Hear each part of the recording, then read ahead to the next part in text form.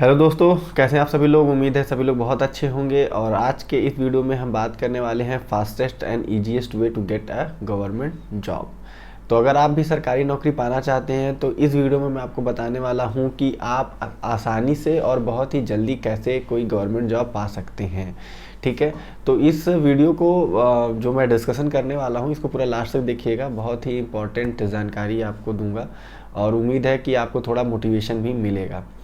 तो इस टॉपिक को डिस्कस करने के लिए मैंने इसको दो भागों में बांटा है। पहला कि गवर्नमेंट जॉब अगर करनी है, ठीक है, तो गवर्नमेंट जॉब पाने का सबसे आसान और सबसे तेज़ तरीका अगर आपको करना है, जल्दी से जल्दी गवर्नमेंट जॉब चाहिए, तो पहला तो ये है कि आप गवर्नमेंट जॉब चुनते कौन सी हैं, ये आपको ध्यान रखना है। और दूसरा है कि उसकी आप तैयारी कैसे करते हैं।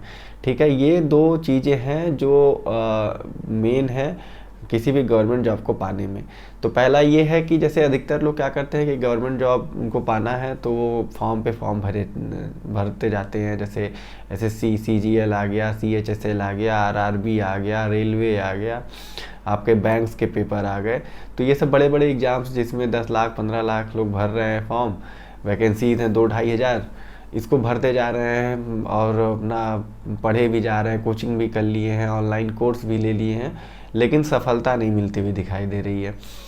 तो आखिर सफलता क्यों नहीं मिल रही है, क्या कमी रह गई है, ये तो आप मुझसे ज़्यादा अच्छे से जानते होंगे आप अपने बारे में। लेकिन मैं बता देता हूँ कि जैसे क्या है कि अगर आपको गवर्नमेंट जॉब चाहिए, एक तो आपके दिमाग में ये हो कि नहीं मुझे इस तरह की ही गवर्नमेंट जॉब चाहिए। जैसे मुझे आर्मी में जाना है तो मुझे आर्मी में ही जाना है, मुझे बैंक में जाना है तो मुझे बैंक में ही जाना है, तब तो ठीक है, आप एक चीज़ को फोकस करके तैयारी कर रहे हैं। लेकिन आपका बस ये है कि नहीं मुझे एक गवर्नमेंट जॉब चाहिए, चाहे जो कैसी भी गवर्नमेंट जॉब हो, ठीक ठाक 40-50 हज़ार रुपये सैलरी मिल जाए, कुछ भी हो चलेगा। तो उस केस में आपको देखना है कि किस जॉब वैकेंसी में कंपटीशन कम है, कौन सी जॉब वैकेंसीज हैं जो बहुत ही रेयरली निकलती हैं और ठीक ठाक वैकेंसीज होती हैं और ज़्यादा बहुत लंबा प्रोसेस नहीं होता है भर्ती का। जैसे कि वनडे एग्ज़ाम हुआ और डॉक्यूमेंट वेरिफिकेशन हुआ, हो गया, या फिर एक वनडे एग्ज़ाम हुआ, एक टेक्निकल वाला पेपर हुआ और हो गया, या फिर डायरेक्ट इंटरव्यू हुआ, हो गया। तो ऐसे करके भी बहुत सारी वैकेंसीज आती रहती हैं जिसमें आप ट्राई कर सकते हैं और उसको निकाल सकते हैं। तो सबसे पहले ये है कि आप ऐसा कुछ स्किल या डिग्री एक ले लें जो कि कुछ अलग हो। जैसे कुछ किसी किसी एग्ज़ाम में मांग देता है कंप्यूटर की कोई डिग्री होनी चाहिए, तो आप कंप्यूटर की डिग्री कर लें, क्योंकि बहुत सारे लोगों के पास कंप्यूटर की डिग्री आज भी नहीं है। तो वहाँ पर क्या होता है कि कंपटीशन कम हो जाता है। इसके अलावा कई सारी वैकेंसीज ऐसी भी आती हैं जिसमें कुछ पर्टिकुलर लोग ही अप्लाई कर सकते हैं। जैसे कि एक लाइब्रेरी एडमिनिस्ट्रेटर का पोस्ट आता है या लाइब्रेरियन जिसको कहते हैं, उसका एक अलग से एक कोर्स होता है डिग्री डिप्लोमा का। वो अगर कोई कर लेता है तो उसकी जब वैकेंसी आती है तो आप उसमें अप्लाई कर सकते हैं। बहुत ही कम कंपटीशन होता है और आराम से हो जाता है। ऐसे ही जैसे कि आजकल जेएनएम एएनएम जो कोर्स होता है, जेएनएम जनरल मिडवाइजरी नर्सिंग करके, तो ये जेएनएम जो है और इसमें बीएससी नर्सिंग का जो ये सब कोर्स होता है, ये सब भी देखिए एक प्रोफेशनल टाइप का कोर्स है जिसमें आपको एक पर्टिकुलर काम को करना सिखाया जाता है। तो वो सब कोर्स में भी काफ़ी वैकेंसीज आ रही हैं और कॉन्ट्रेक्चुअल बेसिस पे भी सरकार फुल सैलरी पे लोगों को रख रही है। जैसे कम्युनिटी हेल्थ ऑफिसर की वैकेंसी आ रही है। ऐसे ही जैसे कंप्यूटर साइंस के स्टूडेंट्स के लिए और अलग अलग सब्जेक्ट्स के लिए डीआरडीओ में वैकेंसी आती है। आपका कोस्ट गार्ड का देखिए वैकेंसी है, कोई रिटन एग्ज़ाम नहीं है, डायरेक्ट आपको पीपीडीटी ओआईआर देना है। तो ऐसे करके आपको ऐसे जॉब्स को सर्च करना है जो बहुत रेयरली आते हैं या फिर जिसमें ज़्यादा कंपटीशन नहीं होता। ऐसा नहीं होता है कि सिर्फ ग्रेजुएशन मांग लिया है और सब भर दिए, सिर्फ 12th लेवल मांग दिया है सब भर दिए। वो सब एग्ज़ाम्स जो है इतनी ज़्यादा भीड़ हो जाती है वहाँ पर, इतने ज़्यादा मतलब लोग उसमें होते हैं इन्वॉल्व कि वो निकालना उतना आसान नहीं हो पाता है। लेकिन कुछ ऐसे जॉब्स जो मैं आपको बता रहा हूँ कि कुछ ऐसे स्किल आप बनाइए, कुछ ऐसी डिग्री या डिप्लोमा कर सकते हैं जो कि आपको उसमें सिर्फ पर्टिकुलरली आपके लिए हो। जैसे आईटीआई होल्डर्स को देखिए बहुत आसानी से जॉब मिल जाती है गवर्नमेंट जॉब की अगर बात करते हैं। जैसे बिजली विभाग वगैरह है, रेलवे वगैरह है, इसमें क्या है पॉलिटेक्निक और आईटीआई के लिए स्पेशल वैकेंसी अलग से निकलती है। और इसमें जो नॉर्मल जीके जीएस ये सब वाला पोर्शन होता है ये बहुत ही नॉर्मल सा आता है, बहुत ही कम आता है। मेन इसमें होता है टेक्निकल पार्ट। ठीक है, जैसे आप कंप्यूटर साइंस के स्टूडेंट हैं, अगर कंप्यूटर साइंस से रिलेटेड कोई एग्जाम भर रहे हैं तो आपको उसमें टेक्निकल पार्ट में मजबूत होना है। और क्या होता है कि वो वो फिर आपको भीड़ से अलग कर देता है, क्योंकि जो एसएससी वाले लड़के हैं वो भले जीके जीएस वाला टियर 1 निकाल लेंगे या फिर उसमें आपको कंपटीशन देंगे, बट मेन जो टियर 2 होगा जिसका नंबर हर जगह काउंट होने वाला है उसमें आप आगे होंगे, क्योंकि आपका टेक्निकल पार्ट मजबूत है। और एसएससी की तैयारी करने वाला कभी भी टेक्निकल पार्ट पे ध्यान नहीं देगा, क्योंकि वो एसएससी ही उसको निकालना है और उसे टेक्निकल, क्योंकि एक एग्ज़ाम के लिए वो अलग से अपना समय नहीं देगा वहाँ पर, ठीक है। और देगा तो ना उसका ये निकलेगा ना वो निकलेगा। तो आप अपना टेक्निकल पार्ट अगर आपका, जैसे बीटेक अगर आपने कर रखा तो आपके पास कई सारी अपॉर्चुनिटीज़ आती हैं। आपकी नेवी में देखिए बीटेक होल्डर्स को ही सिर्फ वहाँ पर लिया जाता है ऑफिसर कैटेगरी के लिए।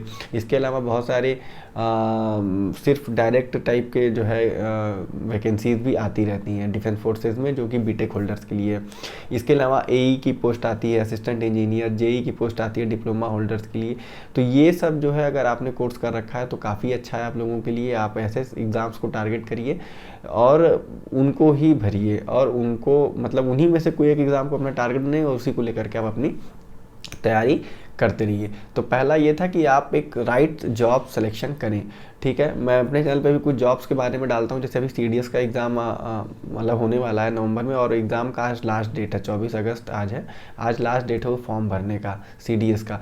तो ये भी बहुत अच्छी जॉब वैकेंसी है, ये निकालना थोड़ा टफ होता है, यहाँ पर कंपटीशन भी ज़्यादा होता है, वैकेंसीज कम होती हैं, बट लेकिन अगर आप इसके लिए, बहुत सारे लोग कह रहे थे ना सीडीएस में बहुत डेडिकेटेड आते हैं कैंडिडेट्स की, उन्हें मुझे सेना में ही जाना है, भारत में मतलब एयरफोर्स में ही जाना है, तो वो लोग काफ़ी शुरू से ही माइंड मेकअप करते हैं, उसके हिसाब से तैयारी करते रहते हैं।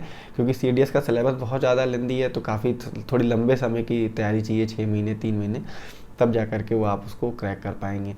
तो सबसे पहले है बात थी कि प्रॉपर जॉब सिलेक्शन आपको करना है अपने इंटरेस्ट के हिसाब से, अपने क्वालिफिकेशन के हिसाब से, जो एकदम डिफरेंट हो, बहुत ज़्यादा भीड़ ना होती हो, थोड़ा रेयर एग्ज़ाम हो।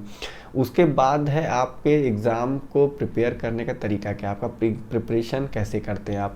तो प्रिपरेशन करने के लिए नॉर्मली जो लोग प्रेफर करते हैं कि सिलेबस देख लेते हैं कि ये सिलेबस है, इसमें ये टॉपिक है, ये मैथ का है, ये हिस्ट्री का है, ऐसे करके, और फिर एक किताब ले आते हैं मार्केट से जिसमें पूरा A to Z पूरा सिलेबस कवर होता है, और वो शुरू से स्टार्ट करते हैं और लास्ट तक उस किताब को सोचते हैं कि पढ़ डालें।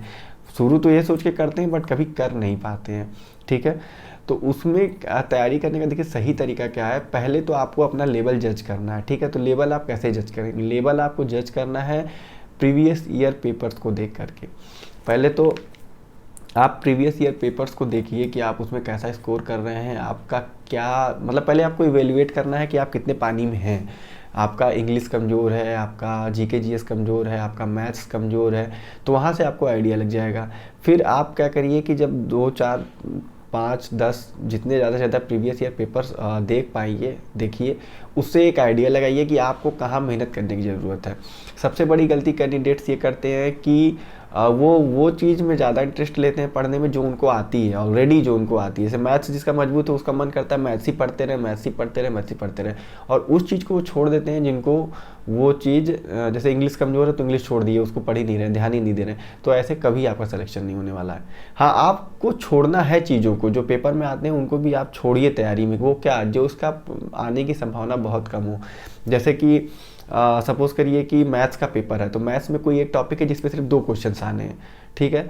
2 क्वेश्चन आने हैं और वो बहुत ट्रिकी होते हैं या फिर बहुत लेंदी होते हैं, तो आप उन क्वेश्चन को छोड़िए, आप वो टॉपिक चुनिए जिस पर 10 क्वेश्चन आते हो, वो आसान, 10 में से आप 8 कम से कम करें।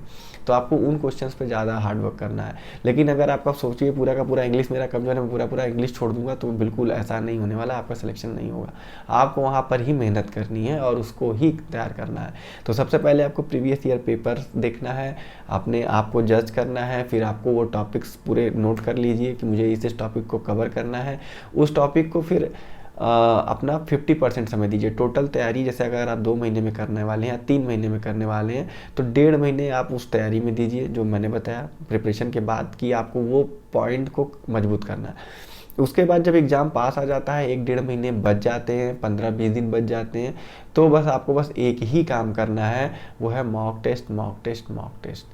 आप मॉक टेस्ट में मतलब ये नहीं है कि जो मॉक टेस्ट आप खरीद के बैठे हुए हैं किसी वेबसाइट वगैरह से, मॉक टेस्ट में आप प्रीवियस ईयर क्वेश्चन पेपर को भी सॉल्व करिए। एक पेपर को आप 4 बार 5 बार सॉल्व करिए, उसमें 100 में 100 लाने का प्रयास करिए। क्योंकि क्या होता है कि क्वेश्चन टाइप्स हमेशा रिपीट करते हैं, कोई भी एग्ज़ाम हो। आईएएस का पेपर नहीं है कि हर साल अलग क्वेश्चन डिज़ाइन किया जाएगा, आईआईटी का एग्ज़ाम नहीं है, ठीक है। ये एग्ज़ाम है जहाँ पर क्वेश्चंस रिपीट होते हैं, ditto same to same questions आ जाते हैं 2-3 साल के रिपीटिशन में। तो आपको ज़्यादा से ज़्यादा एग्ज़ाम के पहले बहुत सारे लड़कों के ऐसे एक्सपीरियंस देखेंगे जो सिर्फ 10-15 प्रीवियस ईयर पेपर लगा के जाते हैं और एग्ज़ाम क्रैक कर लेते हैं। तो सबसे पहले आपको क्या करना है कि अपने आप को जज करना है। उसके बाद आपको क्या करना है, आपको उसका सिलेबस के अकॉर्डिंगली वो टॉपिक कवर करना है, टॉपिक वाइज। और उसके बाद आपको सिर्फ और सिर्फ मॉक टेस्ट पे देना है, मॉक टेस्ट देना है, अपने आप को इवेलुएट करना है। कोई क्वेश्चन ट्रिकी फंसता है उसको अलग एक नोट्स बनाइए, उसमें लिख लीजिए कि इसको इस तरह से सॉल्व करते हैं, और एग्ज़ाम देने से ठीक 1-2 दिन पहले उसको रिवाइज करिए। इस तरह जा करके आप आसानी से एक जल्दी से एक अच्छी गवर्नमेंट जॉब पा सकते हैं। तो उम्मीद है ये वीडियो आपको पसंद आया होगा, और आने वाले समय में जो भी कंप्यूटर साइंस से रिलेटेड जॉब्स रहती हैं या डिफेंस फोर्सेस से रिलेटेड जॉब रहती है वो मैं अपने चैनल पर कवर करता हूँ। और भी कुछ जो जॉब्स होती हैं मैं उनको भी अब मतलब ज़्यादा से ज़्यादा कवर करने की कोशिश करूँगा, ताकि आपके सिलेक्शन के चांसेस बढ़ सकें। सारे फॉर्म्स मत भरिए, ठीक है। जो सेम टाइप के पेपर्स आते हो बस उन्हीं को भरिए। जैसे अगर आप नॉर्मल एसएससी की तैयारी कर रहे हैं तो उसमें आपके 4 पोर्शंस होते हैं, क्वांट होता है, आपका रीजनिंग होता है, जीके जीएस होता है, और उसके अलावा होता है इंग्लिश। तो ये 4 पोर्शन तो आपको पढ़ने ही पढ़ने हैं, ये अलग अलग हर एग्ज़ाम में आते हैं। तो ऐसा कोई एग्ज़ाम है वनडे जिसमें सिर्फ 4 पोर्शन आ रहा है तो उसको भर सकते हैं आप। लेकिन ऐसा नहीं है कि आप तैयारी कर रहे हैं किसी और चीज़ की और कोई और सब्जेक्ट भी उसमें पढ़ना है तो फिर उसको आप जो है भर के उसमें लगे अपना मेहनत करने।